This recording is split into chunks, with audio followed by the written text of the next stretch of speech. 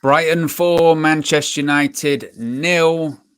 Another day, another new low. DJ, is this rock bottom for Manchester United? Do you think, or can it get worse still? I think it is. This is it for us at the moment. This season, this is the best we're going to be.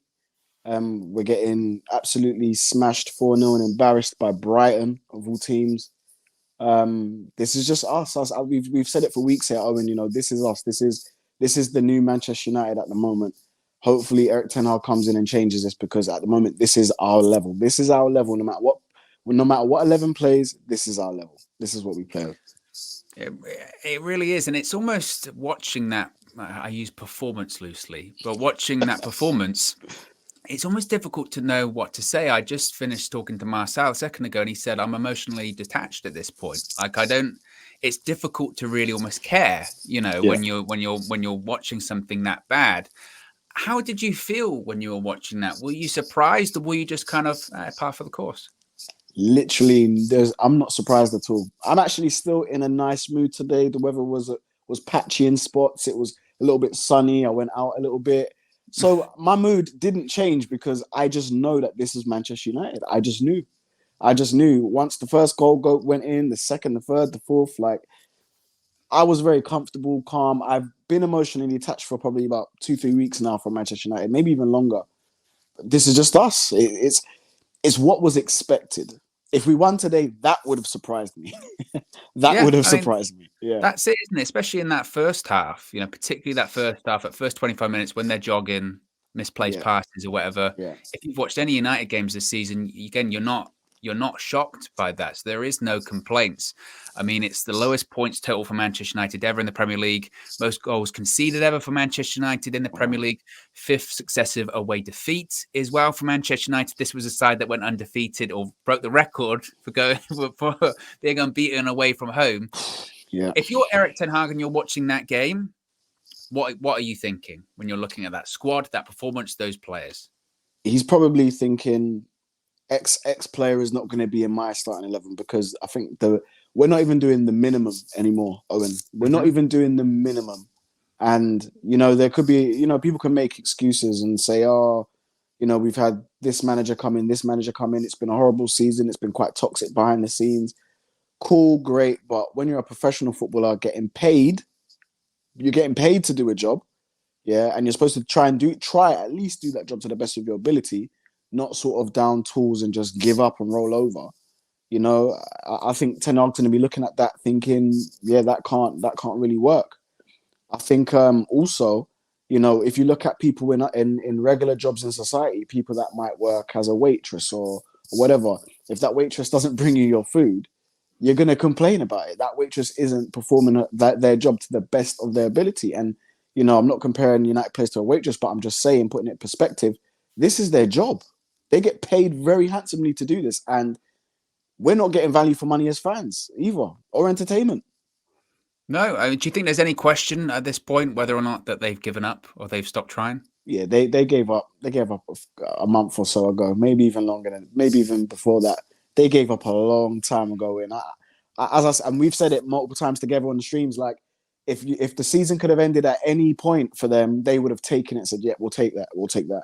We're just a mockery of a football team at the moment. And the players make me sick, to be fair. Like, there are some players of note in that team in terms of name, but we're not seeing any of the quality that they've promised or that they've shown before at previous clubs or fulfilling any potential.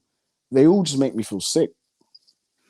Cristiano Ronaldo, I believe it was either the third or fourth goal, was basically seen almost laughing, like, I can't believe what I'm watching as well. And it kind of pretty much, I would think, what most fans are thinking. They're going, I can't believe what they're watching. Again, what do you think his future looks like now? Obviously people were sort of, like KG was saying, oh, he's waving goodbye to Old Trafford after the Brentford game. Is a game like today where he would actually go, you know what? I don't care who's coming in. I don't want to be here anymore. Is it that bad of a defeat? I think it could be, but I also think that he will wait and see. He's a master at this. He's been in the game a long time. So I think he'll wait and see. He'll kind of see what the plans are, what Ten Hag's saying.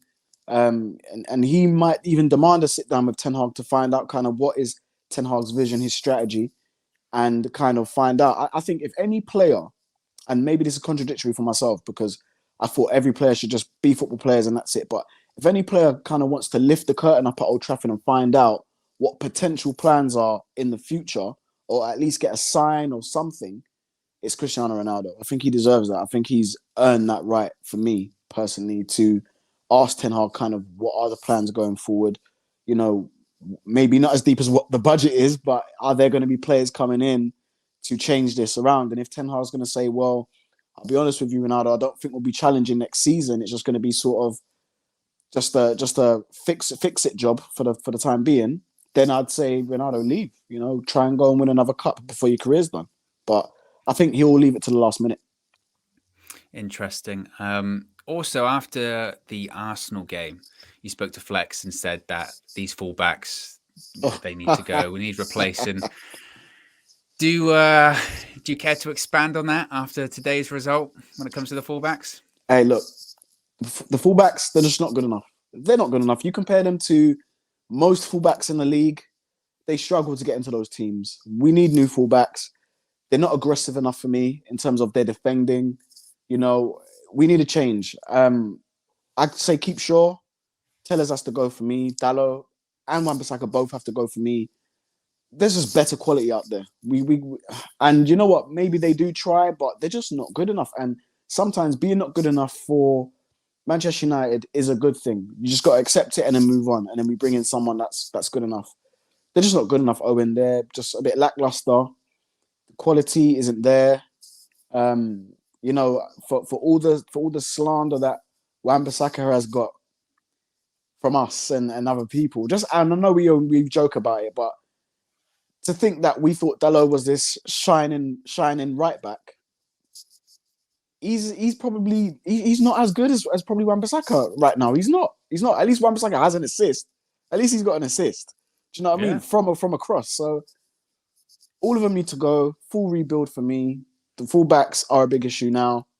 Yeah, we just need to get rid. Just get rid. And I think that probably applies to a lot of players as well, not just the fullbacks as well. Anyway, guys, look, be sure to smash a like on the like button. Be sure to subscribe, bottom right-hand corner. One more game to go until the Ten Hag era begins. And boy, it can't come quick enough, honestly. I'm telling you. I'm literally waiting for the end of the season, literally. Can't wait. We're out of here. Peace.